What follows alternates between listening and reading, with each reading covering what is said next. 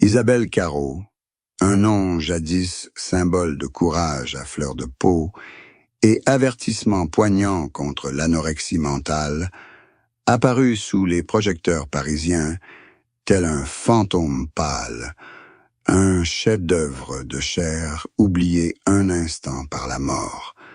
Sa peau était si fragile qu'une légère brise semblait pouvoir révéler le sombre secret qu'elle gardait depuis plus de 10 ans. Les marques du temps et de la maladie avaient profondément marqué son corps frêle. Mais la plus grande et la plus froide tristesse n'était ni son poids, ni sa carrière de mannequin presque éteinte, mais elle se cachait dans ses yeux bleus. Une tristesse informe, innommable, qui n'était ni le regret des gâteaux refusés, ni la colère envers sa mère qui l'avait hantée avec l'idéal de beauté. Cette tristesse avait l'étrange beauté d'un orage sur le point de se calmer, mais qui recèle encore une force destructrice. Elle pénétrait jusqu'au plus profond de son être, vidant son âme comme l'anorexie avait vidé son estomac. On aperçoit encore Isabelle lors d'événements de mode. Elle n'est plus mannequin, mais militante, conteuse de tragédies corporelles, mais chaque mot qu'elle prononce, chaque sourire forcé qu'elle esquisse, est un voile élaboré dissimulant une vérité plus sombre que la mort imminente. Sa situation actuelle est un douloureux carrefour entre une gloire tardive et une solitude extrême. Elle a acquis la reconnaissance, une voix, mais a perdu l'essentiel. La capacité de nouer une véritable connexion avec autrui.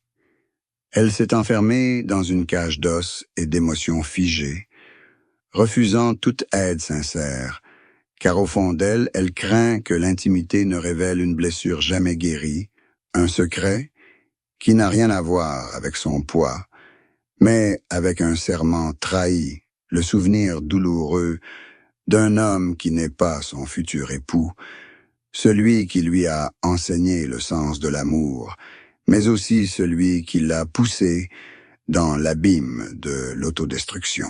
Il n'était pas un amant, mais une âme sœur, un confident témoin de son désespoir, qui l'a laissé partir au moment où elle avait le plus besoin de lui.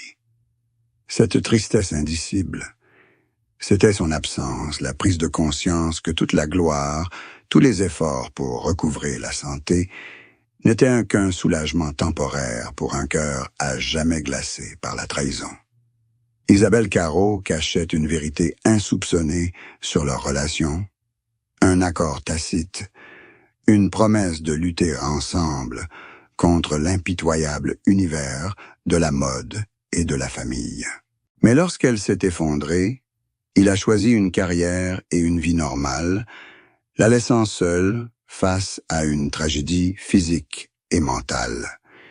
C'est cette douleur de l'abandon, plus que l'anorexie, qui a érigé un mur invisible autour d'elle, l'empêchant d'accepter le véritable amour ou le bonheur. Chaque mariage, chaque relation qui a suivi, n'était qu'une tentative désespérée de combler le vide laissé par le premier homme, et elle a toujours échoué, repoussant toujours les autres par peur de revivre la douleur de la trahison.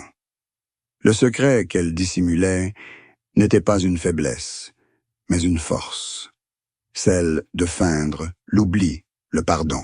Pourtant, chaque fois qu'elle se regardait dans le miroir, elle ne voyait pas seulement l'image d'un corps dévasté, mais aussi celle d'une âme déchirée, à moitié prisonnière du souvenir de son premier amour brisé.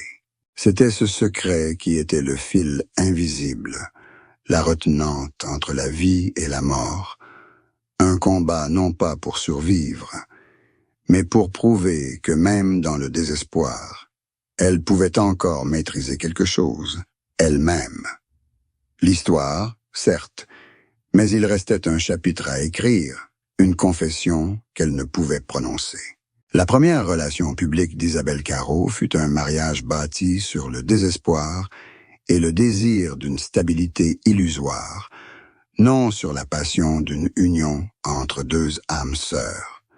Son futur époux, un photographe de mode peu connu nommé Pierre, entra dans sa vie au moment même où elle lançait sa campagne mondiale non à l'anorexie. Pierre n'aimait pas Isabelle Carrot, le mannequin anorexique, mais Isabelle elle-même, le nouveau symbole de résistance, une image qui allait relancer sa carrière en déclin.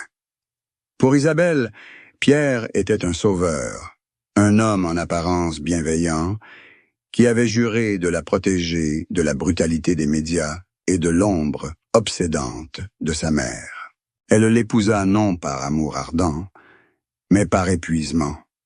Après s'être battue seule, elle espérait que ce mariage serait un rempart infranchissable contre la révélation de son plus grand secret, celui de l'homme qui l'avait abandonnée, emportant avec lui une part de son âme. Le mariage fut rapide et secret. Point de rire radieux de bonheur, seulement un silence glacial. Un événement organisé davantage comme une transaction commerciale que comme une union éternelle.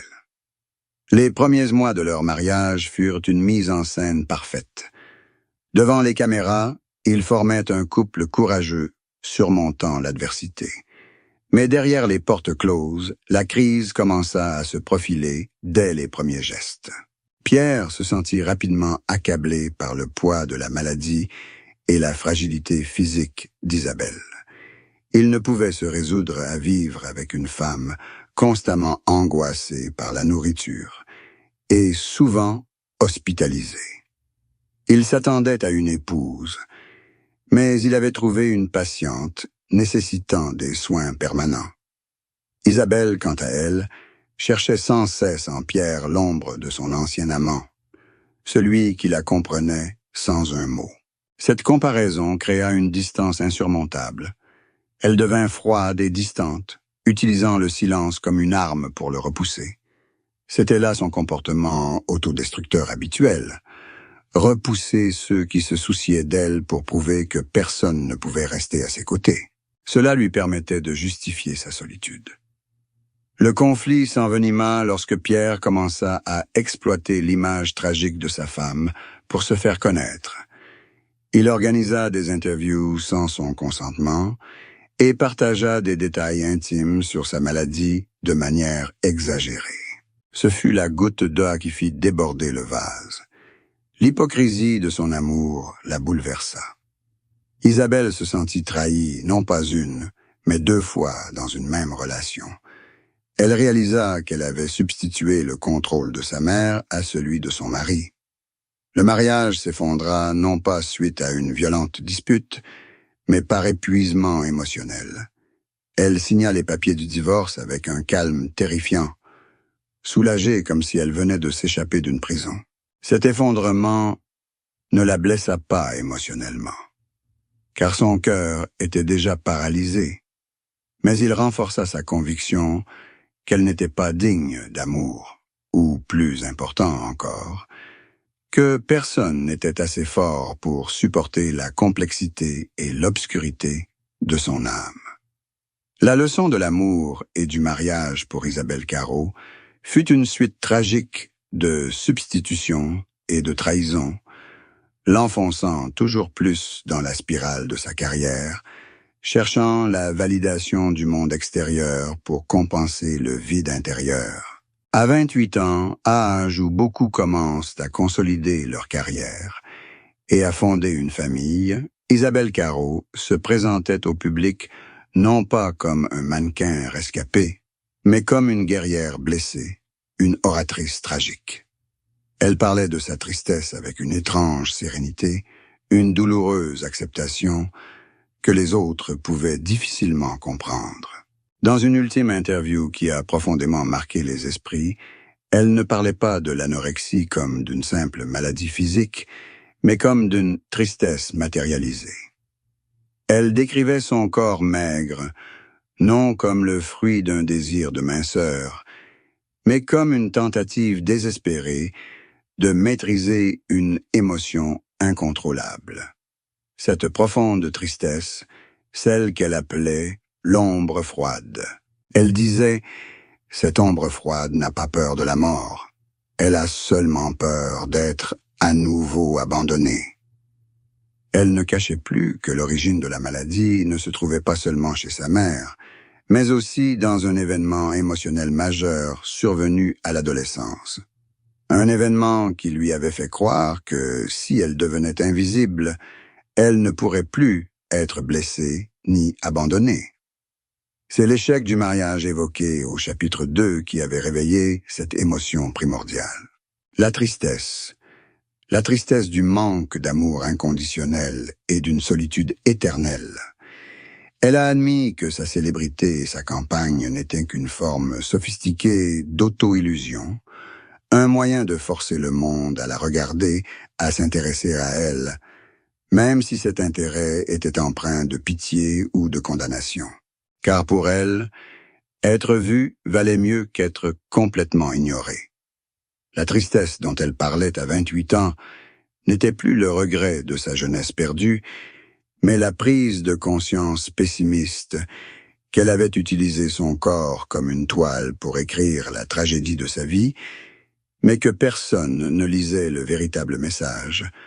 Tous se focalisaient uniquement sur l'écriture, c'est-à-dire son poids.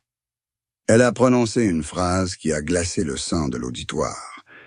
Je ne suis pas maigre parce que je veux être belle, je suis maigre parce que je veux transformer ma douleur en quelque chose que les autres puissent ressentir. C'était ma dernière tentative pour ne plus me sentir seule. Ceci révèle un secret profond de sa motivation.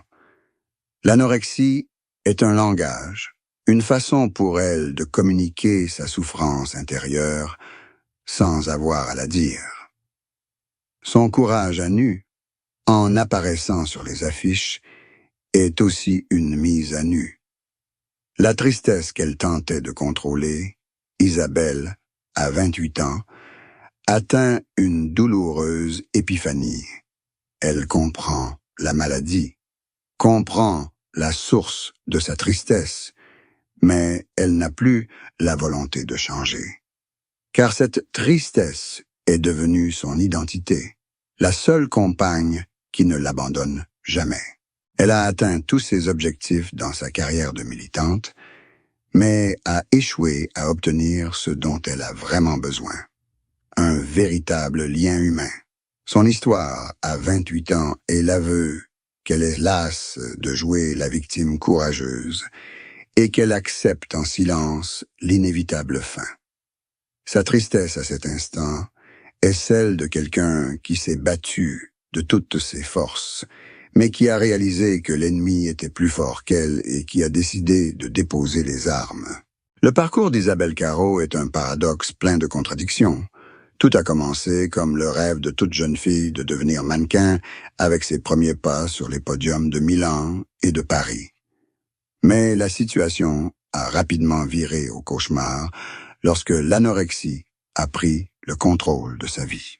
Pendant des années, elle a dissimulé la vérité sur son poids et sa maladie grâce à des subterfuges sophistiqués. Porter des vêtements moulants à certains endroits pour créer l'illusion de forme, tromper son médecin et sa mère. Ce fut son premier et plus grand secret. Sa carrière reposait sur un mensonge. Mais le point culminant de sa carrière est survenu lorsqu'elle a décidé d'abandonner ce mensonge. La campagne No Anorexia de 2007, photographiée par Oliviero Toscani, a marqué un tournant historique. Elle a transformé sa tragédie personnelle en un message artistique et politique. Cet acte était non seulement une confession, mais aussi un acte de prise de contrôle ultime. Elle a arraché son histoire aux tabloïds et est devenue une figure emblématique mondiale. Depuis, sa carrière n'est plus celle d'un mannequin, mais celle d'une icône, d'une militante, d'une conférencière. Elle parcourt le monde pour témoigner. Son histoire recèle un deuxième secret, le plus lourd et le plus sombre. Derrière la façade d'une combattante de la guérison, Isabelle poursuit secrètement son combat contre la même maladie. Elle dissimule ses rechutes, ses hospitalisations inopinées. Elle s'est forgée une image publique si grandiose et si parfaite qu'elle n'ose plus dévoiler sa véritable vulnérabilité. Elle craint que si le public apprend qu'elle n'est pas guérie, son message soit jugé vain. Ce secret est un fardeau terrible, qui la contraint à mener une double vie, l'une, symbole d'espoir et de guérison, l'autre, prisonnière de son propre corps. Un autre secret, lié aux transactions financières douteuses des débuts de sa campagne, circulait. Des rumeurs laissaient entendre qu'une grande partie de ses revenus étaient manipulés ou utilisés pour maintenir un train de vie qu'elle ne désirait pas. Voilà l'amère vérité sur sa carrière. Elle a vendu sa souffrance pour la gloire et l'argent, mais cette gloire et cet argent ne lui ont apporté ni bonheur ni santé. Ils n'ont fait qu'accroître sa solitude et son sentiment d'être exploitée. Pendant des années, elle a gardé secrète la véritable identité de son premier petit ami, qui, il a été le catalyseur de sa chute. Elle ne l'appelait que le fantôme, ne révélant jamais son nom ni sa profession, de peur qu'il ne soit traqué par le public et ne vienne perturber sa nouvelle vie. Cette protection était un acte complexe d'amour et de haine. Elle l'aimait encore et, en même temps, le haïssait de l'avoir abandonné. Le secret de ce fantôme était la clé de compréhension de chacune de ses décisions professionnelles et amoureuses. C'était la motivation cachée derrière son désir d'être vu, d'être mémorisé, comme un message douloureux à celui qui l'avait rejeté. Le parcours d'Isabelle Carrot est une victoire éclatante en apparence, mais un échec tragique en profondeur. Elle a conquis le monde avec la vérité nue, mais n'a pas pu vaincre le démon qui l'habitait. La confession la plus bouleversante d'Isabelle Carrot n'a rien à voir avec son poids ni son anorexie, mais avec un choix destructeur qui a marqué toute sa vie sentimentale par la suite. L'aveu d'un amour parallèle qu'elle a entretenu même pendant son mariage avec Pierre. Cet amour n'était pas une nouvelle personne, mais un fantôme du passé, l'homme qui l'avait abandonné. Elle a révélé ce secret dans un journal intime retrouvé plus tard, détaillant des retrouvailles secrètes et brèves, une tentative désespérée d'Isabelle pour panser de vieilles blessures. Elle a revu ce fantôme qui, entre-temps, avait refait sa vie et était même sur le point de se marier, quelques mois avant son divorce, par une nuit pluvieuse à Rome. Elle lui a avoué qu'elle était toujours follement amoureuse de lui, que tout ce qu'elle faisait, chaque succès qu'elle remportait, n'avait d'autre but que d'attirer son attention, de lui faire regretter de l'avoir quitté. Le plus choquant, c'est que ce fantôme a accepté sa confession et qu'ils ont vécu une nuit de retrouvailles passionnées, mais aussi douloureuse. Pour Isabelle, cette nuit fut la confirmation ultime de son existence, mais pour le fantôme, ce n'était qu'une concession émotionnelle temporaire, un dernier sursaut. Au moment des adieux, il lui annonça brutalement qu'il ne pouvait plus vivre avec elle, non par manque d'amour, mais par crainte de la mort qui la rongeait, par la dévastation engendrée par la maladie. La confession la plus bouleversante fut celle d'Isabelle elle-même. Je l'ai supplié de revenir, non par des mots, mais par ma maigreur.